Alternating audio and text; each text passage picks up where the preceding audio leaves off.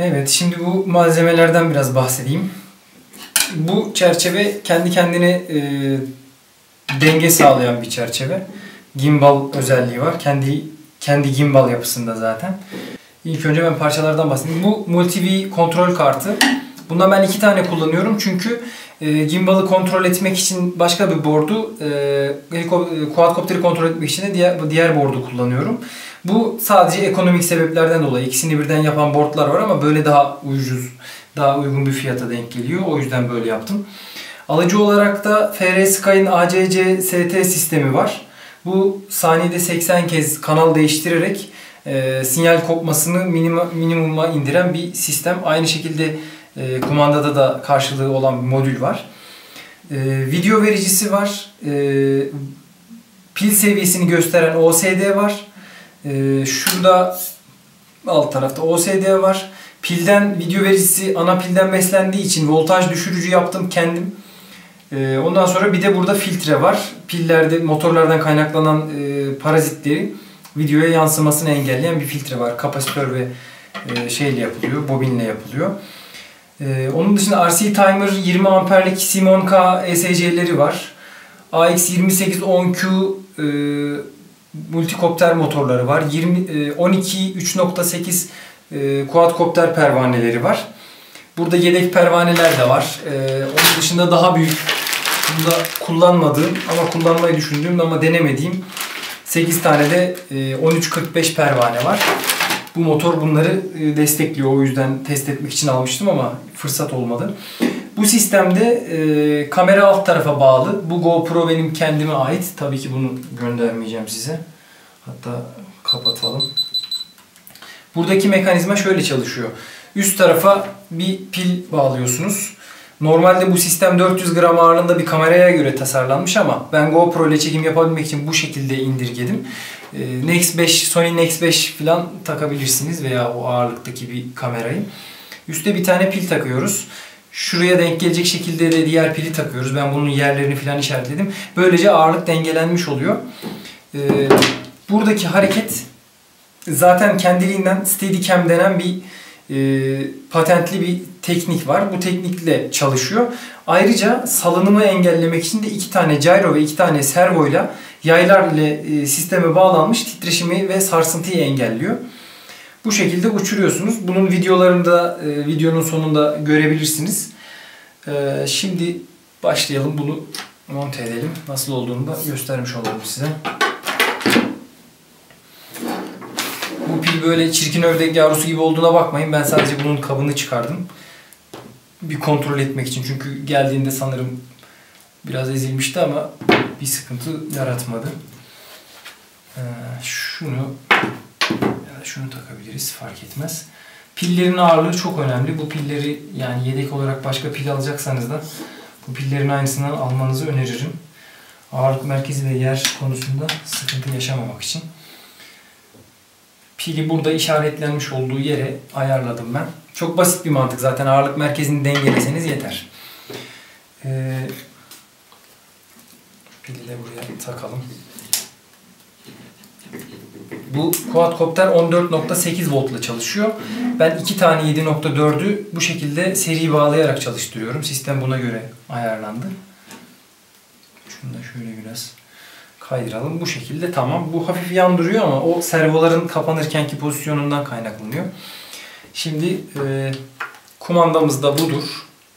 Turnigy 9X. Ben buna FrSky'ın telemetri modülünü aldım.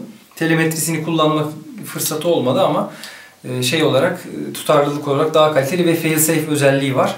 O yüzden bunu aldım. Normalde Turnigy'nin kendine ait modülünde failsafe yok. Bunun için şöyle eski bir LiPo vardı. Ben bu LiPo'yu kullanıyorum. Bunu göndereceğim aynı bu şekilde. Zaten buna para almıyorum. Siz beğenmiyorsanız başka bir LiPo alabilirsiniz veya buna uygun bir pil alabilirsiniz. Şöyle takalım. Şunu da şöyle sıkıştıralım. Ben bu şekilde kullanıyorum ve YouTube'da göreceğiniz o videoları da bu şekilde çektim. Şimdi kumandanın burasında da bir parça var. Bu parçanın amacı monitörü buraya takarak kullanmak. Onu birazdan anlatacağım. Kumandamızı açıyoruz. şimdi burada seri şekilde bağlanmış 2 tane konnektör var. Bunları birleştiriyoruz. Birkaç saniye bekliyoruz. Gyrolar devreye girdi. Gördüğünüz gibi şu anda alet uçuşa hazır. Şimdi burada gimbal'ı kontrol etmek için 2 tane kanal atadım ben. Şu kanal aşağı ve yukarı bakmasını sağlıyor. Şuradaki, şöyle göstereyim. Yukarı veya aşağı bakmasını sağlıyor. Zaten GoPro'nun bağlandığı yeri de kaydırıp döndürebiliyorsunuz. Şu da yatay açıyı ayarlamayı sağlıyor. Bu ufak tefek farklılıklar olursa dengelemek için. Sistem bu şekilde gayet güzel çalışıyor. Şöyle göstereyim. Zaten kendi ataletinden dolayı sabit durmaya meyilli. Bunu ekstradan gyrolarla destekleyip sallanmasını engelliyoruz. Steadicam diye internette aratırsanız el kameraları için veya işte daha profesyonel kameralar için Steadicam denen bir tripod var. Tripod değil de aslında. Elinizde kamerayı bu şekilde tutuyorsunuz. Altında ağırlık, üstte kamera var. Koşsanız bile sarsıntı kameraya etki etmiyor. Bunu uçan Steadicam diye düşünebilirsiniz. Video vericisi var. Burada video alıcısı var. Birazdan ondan da bahsedeceğim. Bu şekilde kendinden gimballı gayet güzel bir quadcopter oluyor. Şimdi şu ön taraftan bahsedeyim. Normalde bunun ayakları şöyle düz iniyordu. Şu arkadaki ayakların aynısından oralar içinde var. Ben onları söktüm ve karbon çubuklarla daha geniş ayaklar yaptım. Bunun sebebi de şu. Normalde Nex 5 ile çekim yapmak için tasarlandığı için bu gövde. Şu ayaklar kameranın görüntüsüne girmiyordu ama GoPro çok daha geniş açıları desteklediği için ben o geniş açıyı kullanabilmek için ayakları böyle yana doğru karbon çubuklar şeklinde yaptım. Zaten orijinal ayaklarını da göndereceğim. Eğer başka türlü kullanmak isterseniz o ayakları geri monte edebilirsiniz. Bu şekilde gayet güzel iş görüyor. Hiç görüntüye girmiyor şeyler, ayaklar. En geniş açıda bile girmiyor. Monitörden bahsedelim. GoPro'yu açalım. Evet, GoPro'yu açıyorum. Bu GoPro'nun AV çıkışı. Bu GoPro Hero. Hero 3 içinde kablo var. Eğer isterseniz ona göre ayarlayıp gönderebilirim. Şimdi bu da monitörümüz. Bu biraz böyle hilkat garibesi gibi görünüyor ama gidip de bir dünya para vermek yerine ben bunu kendim yaptım. İçindeki monitörün kontrol driver'ı ve monitör LCD'si ile birlikte satılıyor. Bunu aldım, ahşaptan bir kutunun içine yerleştirdim. Düğmelerini de buraya koydum. İşte ben bu şekilde kullanıyorum ve gayet güzel iş görüyor. Bu monitörün bir avantajı da şu. Hem HDMI hem VGA hem de video sinyalini destekliyor. Bu şekilde kullanabiliyorsunuz. Bu monitörün sadece kabının olmadığı bir versiyonu, o şekilde aldım. Şurada video alıcısı var. Bunun üzerinde de AV'yi VGA'ya dönüştüren bir adaptör var. Bunu kullanmamın sebebi şu. Normalde bu monitörün kartı görüntüde biraz parazit olduğu zaman hemen mavi ekrana düşüyor.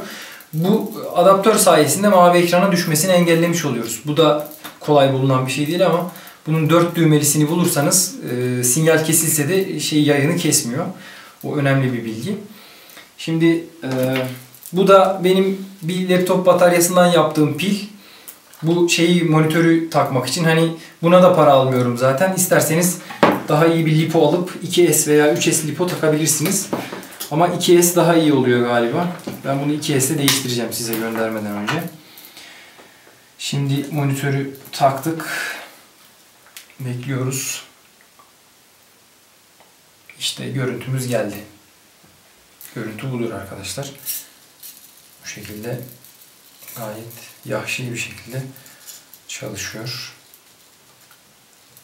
Şimdi bunu şu şekilde kumandanın üzerinde buna göre bir tripod adaptörü var. Tripod değil de aslında kameraların flash bağlantısı gibi bir şey. Ben bunu kumandaya vidaladım iç taraftan. Çünkü böyle çok rahat kullanılıyor. Hem de gerek yok yani masraf etmeye. Bu şekilde rahatlıkla kullanabiliyorsunuz. Hem şuradan bir ip bağlayarak boynunuza asıp kullanabiliyorsunuz. Ben o şekilde kullanıyorum. Burada başka bahsetmek istediğim bir şeyler daha var.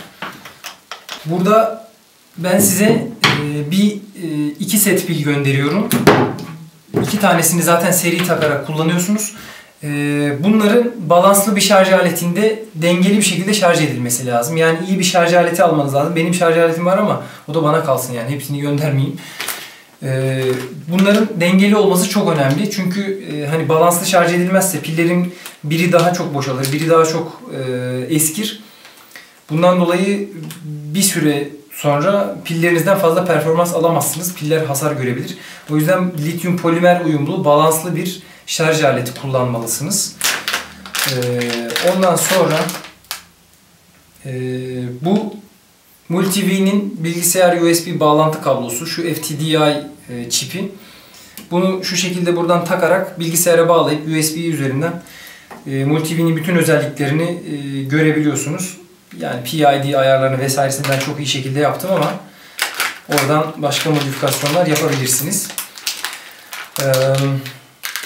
Failsafe özelliği var. Kumanda sinyali kesilirse veya menzilden çıkarsa yaklaşık saniyede 1-2 metre hızla alçalmaya başlıyor. 15 saniye sonra da motorları kapatıyor. Yani zannetmiyorum, bu kumandanın menzili 1,5 kilometre civarında ki bu Diversity antendir. Biri dik, biri yatay duran antenler. Yani bunda 1,5 kilometreden daha uzun bir menzil var. Dolayısıyla bu kumandaya güvenebilirsiniz. Kaldı ki görebileceğiniz mesafenin dışında kullanmanızı tavsiye etmem. Ben öyle yapmıyorum ki yeterli oluyor. Bu alette istediğiniz gibi profesyonel çekim yapabilirsiniz. Ben GoPro kullandım. GoPro Hero 3'ü Black Edition'ı herkese tavsiye ederim. Çok çok iyi bir görüntü kalitesi var. Ya da Nex 5 takabilirsiniz. Nex 5 gibi ağır bir kamera taktığınızda şu kısmı kaydırarak ağırlığını dengeleyeceksiniz. Tabii bu pili de buraya alacaksınız o durumda. O şekilde kullanabilirsiniz. Başka da bir şey yok herhalde. Bir sorunuz falan olursa mesaj atabilirsiniz. Şimdi biraz uçuşlara bakalım. Önce kumandayı açıyorum. Ondan sonra GoPro'muz açık.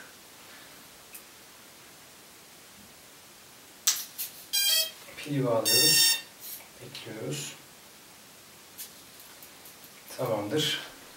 2 saniye sonra gyrolar devreye giriyor. Monitörümüzü de açalım. Evet, şu şekilde görünüyordur herhalde oradan. Şöyle yapalım. Evet.